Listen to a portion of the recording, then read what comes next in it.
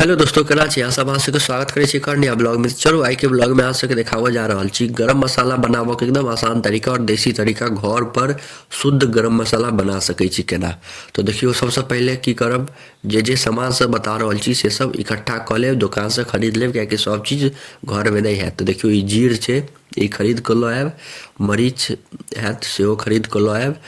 देखियो, ई मरीच सब छै, सबके भूजऽ पड़तै। तो मरीच के ताबत भूजले धऽ देलिए।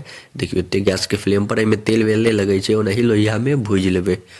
देखियो, मरीच छै, एकरा बढ़िया से भूज लेब। आ इम्हर देखियो, ई जे पन्नी में छै, ई खड़ा मसाला सब कते रंग के छै, एहिमे हम नामो नहीं गिना सकै छी, तते रंग के सामान छै। तो ई सब दुकान से जाकर अहाँ सब खड़ा मसाला सब लऽ आयब। देखियो, ओना डिस्क्रिप्शन बॉक्स में लिख देब की सब सामान छै, अहाँ सब देख कऽ आ फिर खरीद कर आनि सकै छी। हमरा एते नाम नहीं याद यऽ, हम डिस्क्रिप्शन बॉक्स में लिख देब, अहाँ सब आराम से पढ़ि लेब, ओकर स्क्रीनशॉट लऽ लेब आ सब चीज एक एकटा चीज दुकान से लऽ आयब। बहुत महंगा मिलै छै तैयो, लेकिन घर पर बनत तो ओकर स्वादे अलग छै ना।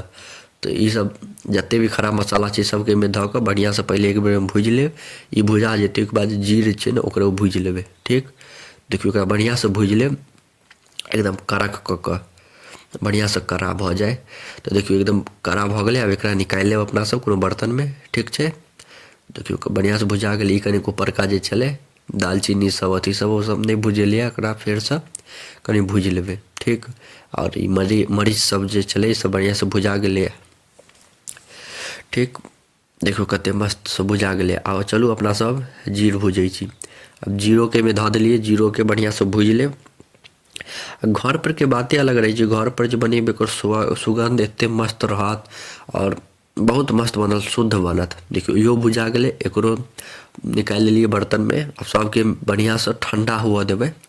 जते भुजलिए ना, कियाकि मिक्सी में तुरंते देबै ना गरम गरम, मिक्सी गरम भऽ जायत चलते तो खराबो भऽ सकै। एकरा सबके कनी देर ठंडा हुआ देबै, तुरंते नहीं मिक्सी में चला लेब। ठीक छै, तो एकरा भूज लेलिए, तो आब कनी देर ठंडा हुआ देबै। बहुत गरम हैत ना, एक आराम से ठंडा हुआ देबै। ठंडा भऽ जायत ई सब, तहन एकरा अपना सब जे मिक्सी होइए, मिक्सी के जे कप होइए, बीच वाला कप जे होइए ना, ओहि में लऽ लेब।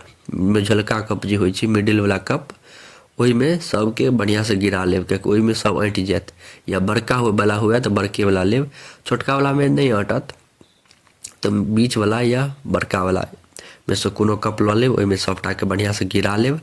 ठीक छै, एकरा लऽ जाकर बढ़िया से मिक्सी में पीस लेब। तो चलू, देखियो मिक्सी में उषा कंपनी के मिक्सी छै हमर, एकरा बढ़िया से लगा देबै। उषा नहीं, सनसुई, सनसुई कंपनी के छै। एकरा बोर्ड में लगा देली, स्विच ऑन छै। अब एकरा चला लेबै बढ़िया से। चलू अहाँ सबके देखाबै छी कते पातर करक छै। तो एकरा बढ़िया से लगा कऽ एकरा बढ़िया से पीस लेबै। अब देखियो स्विच ऑन छै, एकरा ऑन कऽ दै छियै। एक सेकंड रुक जाओ, अकेले करऽ पड़ै छै, बड़ी दिक्कत होइ छै। तो देखियो चल रहल छै, ऊपर से धुआं निकल रहल है, आवाजो अबैत हैत कनिक मनिक। तो ठीक छै, एनाही बढ़िया से चला लेब। देखियो अब बढ़िया से भऽ गेलै, चलि गेलै। एते पातर भऽ जायत, देखियो एहि हिसाब से पूरा बुकनी बुकनी भऽ जायत। तो एकरा निकालि लेब अब कागज पर। अब बाजार की कहै छै, बाजार सब में दुकान सब में मिलत, ओहि सब में खाली हवा भरल रहत और कते मिलावट सब रहे छै, बड़ी मिलावट रहे छै, खाए के मन नहीं करे छै। ओहिमे सिर्फ हवा भरल रहे छै, गरम मसाला रहे कहाँ छै। अपन घर के शुद्ध गरम मसाला एक नंबर मसाला होइ छै। तो देखियो कते मस्त पतला भऽ गेलै। एकरा पेपर पर निकालि लेब। अगर अहाँ सबके छानऽ के हैत ना, तो छानियो सकै छी छन्ना से, नहीं तो एनाहू दऽ सकै छी, बढ़िया लागत गरम मसाला। एकरा छनबै की, तो बस एकरा बढ़िया से उठा लेब डिब्बा में, और पहले मिक्सी में से बढ़िया से झाड़ि लेब। ओहिके बाद जे डिब्बा में बढ़िया से डिब्बा के एगो कोनो जोगाड़ कऽ के राखि लेब, धो कऽ, जे लंबा समय तक चलत। धो लेब और ओकरा सुखा देबै। ओहि में डिब्बा में बढ़िया से, देखियो एहन डिब्बा जे में अँटि जाए, में बढ़िया से भरि लेब। आराम से धऽ देबै। कोनो भी साधारणो सब्जी में धऽ देबै ना, तो 10 गुना टेस्ट बढ़ि जायत सब्जी के। एते गजब की गरम मसाला होइ छै। ओना ई गरम मसाला खरीदऽ जेबै तो 1200 रुपये किलो छै, 600 रुपया के आधा किलो।